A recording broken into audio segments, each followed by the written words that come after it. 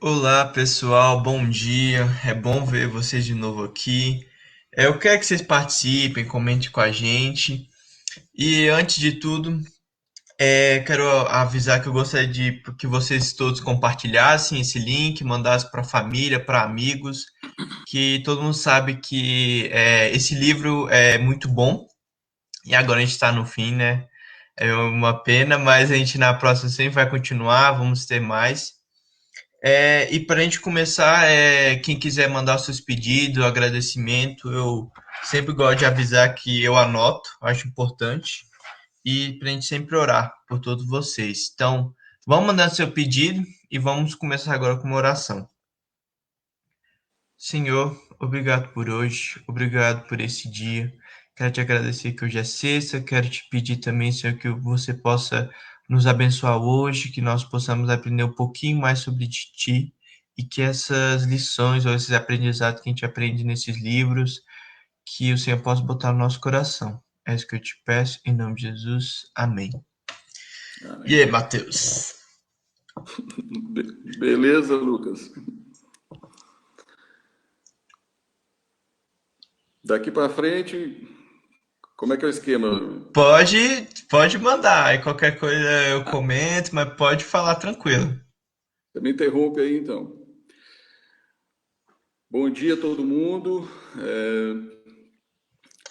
Eu vou dividir a fala hoje aqui em três momentos diferentes. De onde a gente veio, onde estamos e para onde iremos. Em relação aos livros do Impacto e Esperança, tá? Então, por exemplo, eu comecei a acompanhar o Impacto de Esperança a partir de 2018. O livro, ó, tinha sido esse aqui, O Poder da Esperança. Foi a primeira vez que eu vi alguém da teologia tratar abertamente a depressão como uma doença e não meramente como falta de fé. Foi assim foi um livro assim que fez um estrago. E foi um livro muito inteligente, muito bem bolado. No ano seguinte, foi 2019, esse livro aqui, que é o livro da Esperança para a Família, eu sinceramente não botava muita fé nele, porque o casal que escreveu, eles têm mais de 50 anos de prática de aconselhamento matrimonial. Porém, os temas, eles eram assim, eram temas muito grandes num espaço muito pequeno. Então, eu pensei assim, vai ficar faltando muita coisa. E, no entanto, esse livro, ele foi mais procurado do que o livro anterior, do Michelson Borges.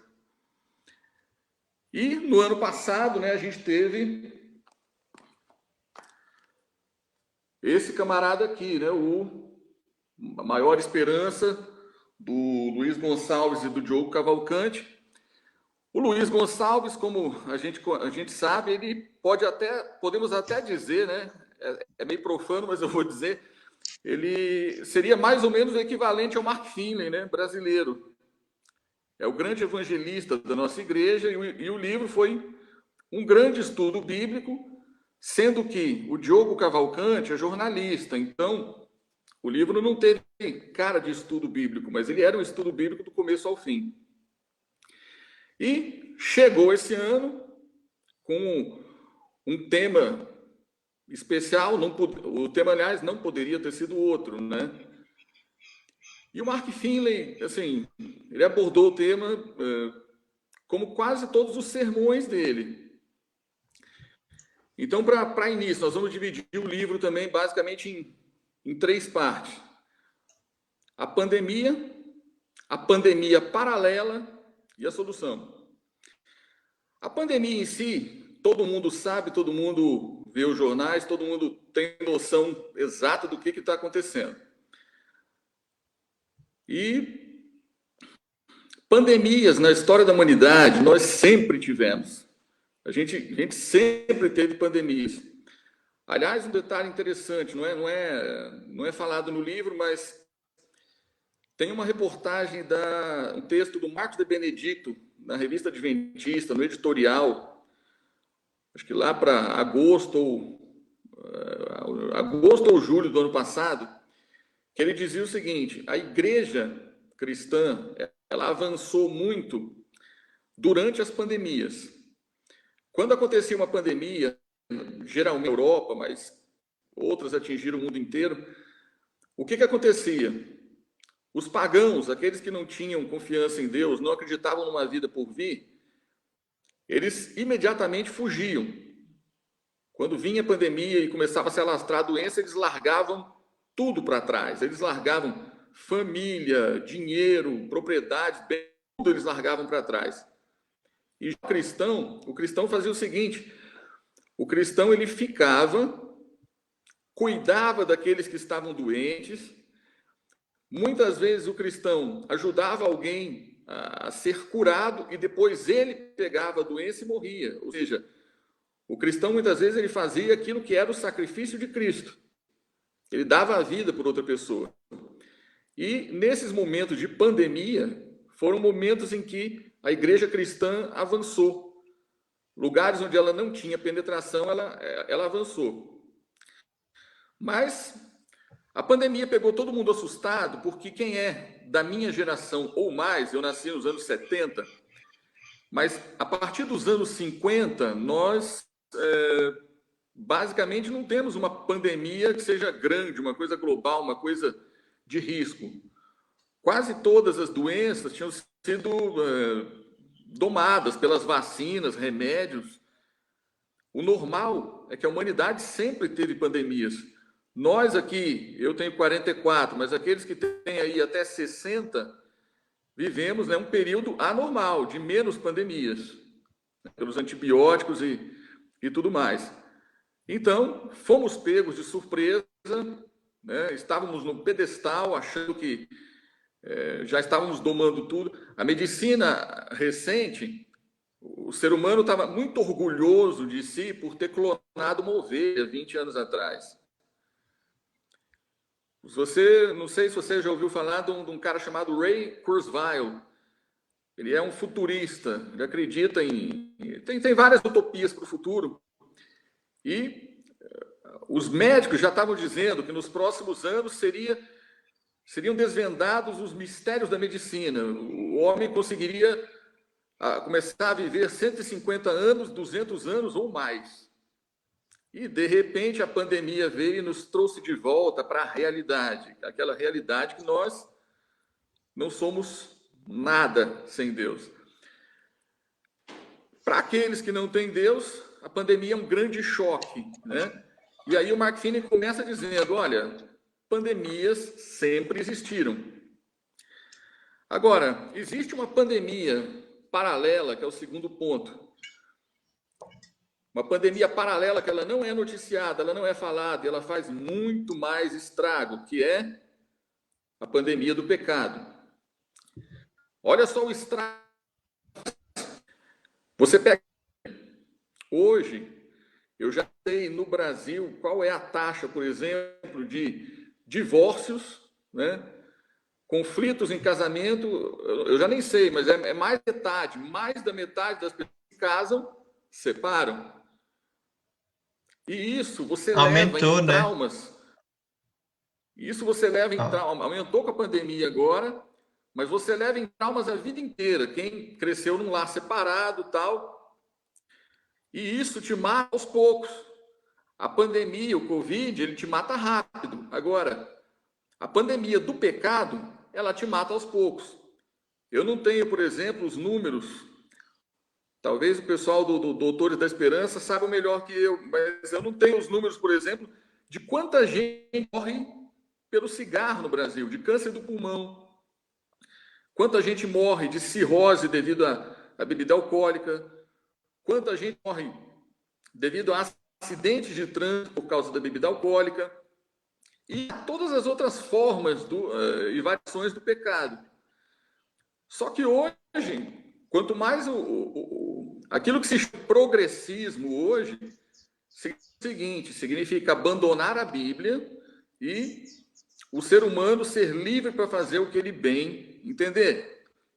Ou seja, o ser humano livre para fazer o que ele bem entender é pecar continuamente. Se você lembrar lá atrás, em Gênesis, foi colocado um anjo na porta do jardim, quando Adão e Eva foram expulsos, para quê?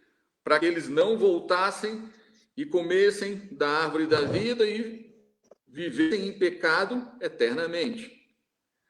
E o que o ser humano hoje, em pecado, mais quer é isso, é viver em pecado e eternamente. Então, essa é a pandemia do pecado.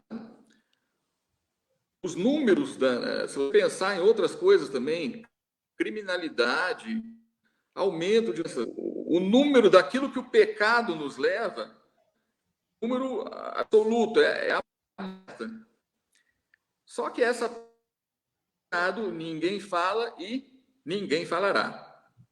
Essa pandemia do pecado, ela faz muito mais estrago que o Covid. O Covid, ele só veio aumentar um pouquinho o estrago da pandemia do pecado. Por quê? Porque todo mundo fica com medo. No entanto, aqui o Mark Finley gastou só um pedacinho do livro para falar sobre a pandemia, sobre o medo, e ele gastou a maior parte do livro para baixar a poeira, falar assim, olha, gente, existe uma vacina contra o pecado, que é a cruz, a conversão, o arrependimento. Você tem o equipamento de proteção especial, que é a Bíblia. Inclusive, eu estava recente, lendo um livro chamado Em Defesa da Bíblia, onde quase todas as dúvidas imagináveis o autor pega e desmonta de uma por uma. A Bíblia é basicamente o grande formador de tudo que nós temos de bom na sociedade ocidental. A Bíblia formou a sociedade ocidental a partir do momento que Lutero iniciou a reforma, onde ele tinha o lema de só pela Bíblia, só pela Escritura. E toda a sociedade, toda a mentalidade daquele país que surgiria depois dos Estados Unidos e da Inglaterra, que foi formada ali antes do surgimento dos Estados Unidos, toda essa mentalidade nova que criou esse mundo ocidental, ela veio a partir da influência bíblica, da leitura da Bíblia. Então, Mark Finley bateu nessa tecla, que você tem... A própria Bíblia traz os remédios naturais também.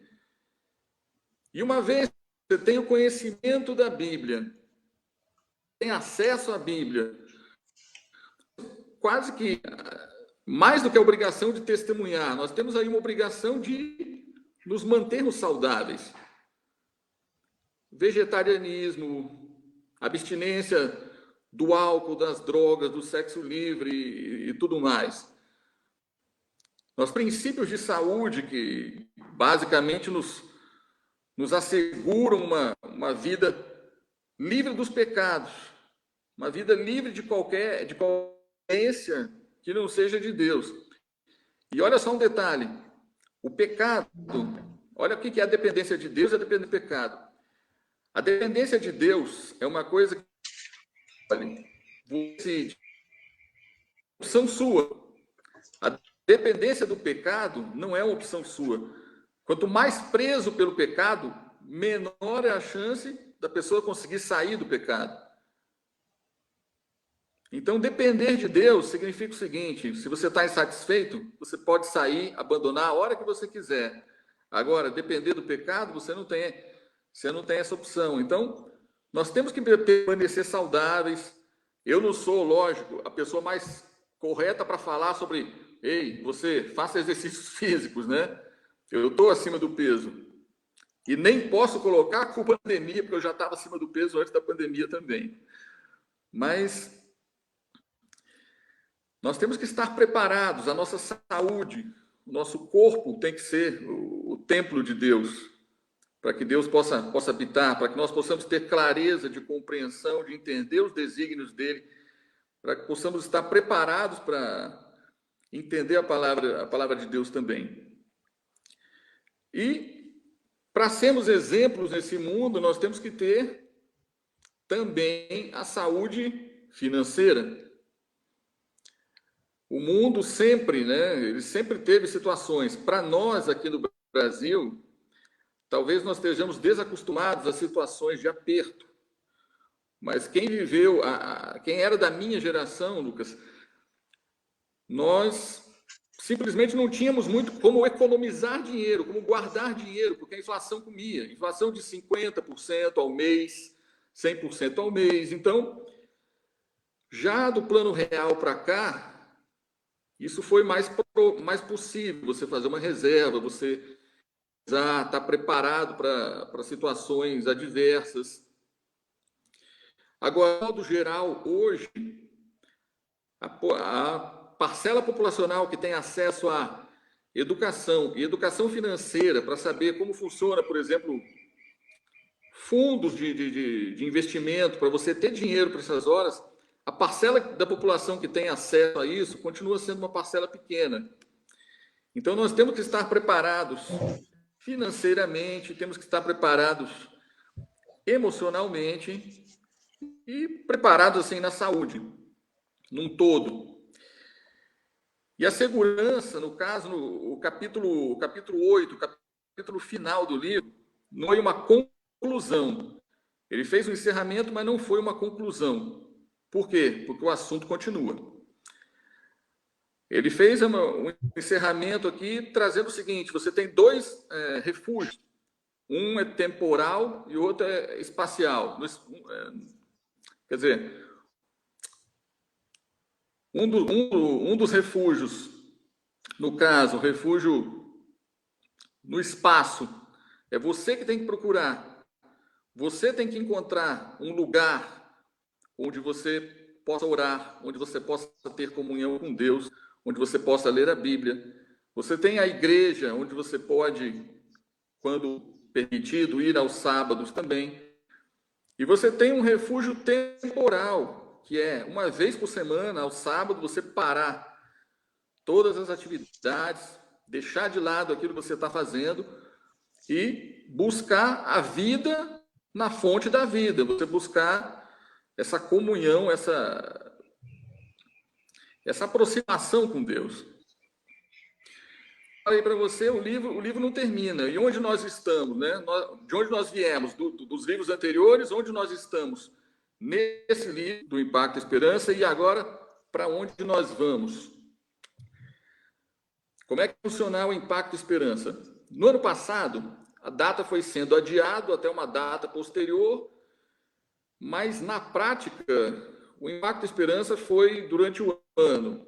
Esse ano existe uma data, que eu mesmo não sei, para te falar a verdade, mas data lá para outubro, que é a data que em tese vai ser a data, porém, eu duvido, não acredito muito que o impacto vai ser como era nos anos anteriores, de você sair com um monte de distribuindo livros. A nossa igreja, Igreja Central de Brasília, ela está com uma remessa ali de 30 mil livros. Vou dar uma ideia para você, olha só. A igreja tem os membros. Digamos que seja 1.000, para dar um número exato.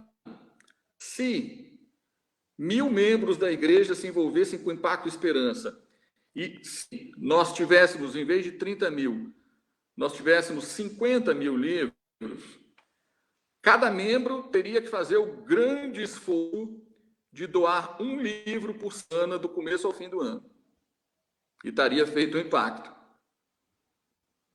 Ou seja, aquele impacto que a gente fazia todo de uma vez, seria como se fosse tomar um anabolizante, você fazer uma coisa para gerar um efeito rápido. Agora não, agora ele vai ser lento, ou seja, nós não vamos distribuir, sair catando 50, 100 livros de uma vez para distribuir, sair entregando para todo mundo assim, indiscriminadamente. Não. Nós vamos ter que fazer o maná. Quando o maná é lido, o maná era pego só para o dia, né? Cada um pegava só aquilo que ia consumir. Então, nós vamos distribuir menos o livro, mas em vez de esperarmos simplesmente por uma data que ela pode não chegar, inclusive, nós vamos aos poucos entregar primeiro para as pessoas que a gente conhece, para pessoas que a gente sabe que não vão simplesmente pegar o livro e jogar fora, para depois que nós tivermos feito esse dever de casa, aí entregarmos para aqueles que nós não conhecemos. E aquilo, o livro ele deixa em aberto vários outros assuntos. Quem quiser ir além, você tem aí um pouco da bibliografia do livro. Cada capítulo, o Mark Finley, ele mostra ali nos livros que ele usou. Você pode pesquisar por ali, assim como você pode também livros da CPD que tratam, por exemplo, de administração financeira, de saúde, de fé, da questão do sábado. Então, assim, se você procurar o site da CPB, o que não falta é sugestões de leitura para você ir adiante. Então, para onde vou? Em relação ao impacto, a gente vai fazer esse impacto de formiguinha, devagar, aos poucos, e você tem a oportunidade, né? Uma vez que muitos de nós temos que ficar confinados, você tem a oportunidade também de fazer um impacto para você, de procurar alcançar aí um conhecimento a mais, adquirir um conhecimento a mais para essa vivência e para esse momento que a gente tá tendo aí. Basicamente é isso, Lucas. Sim. Você lembrando, né, desse contexto que o livro traz, né, sobre pandemia e falando de algumas vacinas que já foram trazidas, né? Graças a Deus eu tive a oportunidade, né, de fazer um intercâmbio. E o engraçado é que tem região ainda no mundo que não tem, tipo, tem a vacina, mas a pessoa não toma mais. Hoje em dia tá nesse hábito, né, às vezes das pessoas não querer tomar vacina. E eu e meu irmão pegamos uma quarentena lá. E teve que ficar o internato todo em quarentena por uma pessoa por não ter tomado a vacina. Então, tipo, foi espalhando, mesmo você tendo a cura, como a gente fala, né? É aquilo que a gente fala, né? A gente tem que sempre, vamos dizer, né? Sempre tomá-la, né? Aos poucos e melhorando. O que eu quero trazer, meu logo de contexto, para fechar mesmo, é nesse sentido, né? Que tudo que a gente for fazer vai ser aos poucos. Não tem como, igual você falou, a gente fez de uma tacada só. É bom? É. Mas não vai ter como repetir mais, porque todo esse contexto da pandemia mudou muita coisa. E a gente tem que agora levar, como você falou, como a gente está com tempo livre às vezes, sempre, a maioria, né, agora, pensar também, por enquanto, que a oportunidade que a gente tem de ler a Bíblia e ler um pouco, né, igual de esperança para reviver a gente mesmo. É isso. Matheus, muito obrigado, cara, por você ter tido esse tempo com a gente. É bom ouvir, você tem um resumo muito bom, o pensamento seu foi bem junto com o livro mesmo. Então é só agradecer mesmo. Agora, só para a gente forçar um pouquinho, eu queria falar dos pedidos, que aí a pessoa me ajuda aí. É o da Silva, que ela pede pela vida espiritual da família e dela. E também ela pede também pela minha saúde e um processo em recurso no INSS que consiga meu afastamento para o tratamento, pelo meu filho para voltar ao Senhor. Com certeza, eu vou anotar aqui no meu caderninho, vamos orar por você. E também tinha um pedido, isso, porque a Raimunda também pediu pela saúde, pela família, com certeza vamos também orar, Raimunda, e também da Nana, que ela mora em Campos, né? Rio Grande. Não sei. Desde já um feliz sábado também. Um feliz sábado, né, gente? Que hoje é sexta, vamos sim. E vamos orar por você, pela seu esposo, pela Vitória e pelo Paulo. Então, acho que é isso de pedidos e agradecimentos. E se for tempo, vocês vão botando. E, Matheus, eu gostaria que se você pudesse orar pela gente, para a gente encerrar esse momento e possamos ter um ótimo final de semana, né? E possamos entrar no sábado depois. Então vamos orar. Pai nosso que está no céu, te agradecemos, Senhor, por mais um dia de vida, pela oportunidade que tu nos dás, mais uma vez, de fazermos a tua vontade. Te agradecemos, Senhor, porque, apesar das dificuldades, tu nos deixaste a Bíblia, tu nos deixaste exemplos, tu nos deste o teu Filho e tu nos dás a salvação também. Venha, Senhor, trazer a cada um daqueles que estão na pandemia, daqueles que estão com parentes internados, o Senhor sabe a necessidade de cada um. Venha dar, Senhor, a tranquilidade, a calma, a esperança e a confiança, Senhor, de que aquilo que acontecer aqui no mundo não importa, porque o que conta é a vida que vem, o porvir. Fica conosco, nos dá um bom dia, abençoa, guia, guarda e protege cada um. É o que eu te peço e agradeço. Em nome de Jesus. Amém. Amém, amém. Então, gente, muito obrigado pela participação de vocês todos. É muito bom vocês mandarem a mensagem. E é isso. Obrigado por tudo. Espero ver vocês na próxima, talvez, hora 7, que a gente ainda vai encontrar o livro, mas espero que vai ter uma próxima.